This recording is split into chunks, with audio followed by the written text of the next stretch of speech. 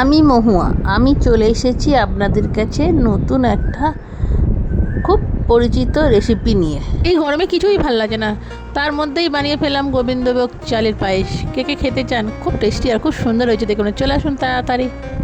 ঘরে 1 লিটার দুধ ছিল, সেটাকে হাঁড়ির মধ্যে করে ভালো করে ফুটিয়ে নিলাম। এরপরে 2টো তেজপাতা আর 2-3টে ছোটো এলাচকে ফাটিয়ে ওর মধ্যে দিয়ে দিলাম, যাতে গন্ধটা ভালো হয়।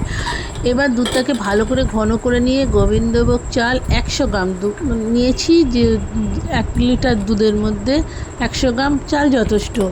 এবার ভালো করে ধুয়ে নিয়ে ওকে দিয়ে দিলাম। তার সঙ্গে অনেকে আছে একটু ঘি মাখিয়ে নেয় চালের সঙ্গে, আমি ঘিটা ওপর থেকে দিয়ে দিয়েছিলাম যাতে দুধটা উতলে না পড়ে আর সেন্টটা খুব সুন্দর হয়। দিয়ে এবার ভালো করে ফুটে ভাত হতে পর্যন্ত তারপরে কাজু কিশমিশ আগে ভিজিয়ে নিয়েছিলাম ফুলে ওটার জন্য। কাজুগুলোকে আমি কিশমিশটা না দিয়ে কাজুগুলোকে ভেঙে ভেঙে দিয়ে দিলাম যাতে ওর সঙ্গে নরম হয়ে যায়। ও 1 চিমটে নুন দিলাম, নুনটা আসলে দুধের মধ্যে যে মিষ্ট ভাবটা চালের পায়েসে সেটা বয়ে যায়। এবার ভালো করে ঘন করে ফুটে উঠলে এরপরেই কিশমিশগুলোকে এইবার অ্যাড করলাম। কিশমিশগুলোকে যখন দেবার পরে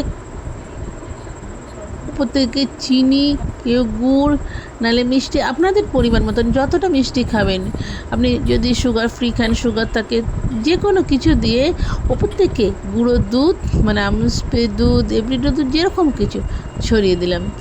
দিয়ে ভালো করে ঘন করে ফুটিয়ে নিয়ে এরপরে খুব সুন্দর হয়েছে টেস্ট করে।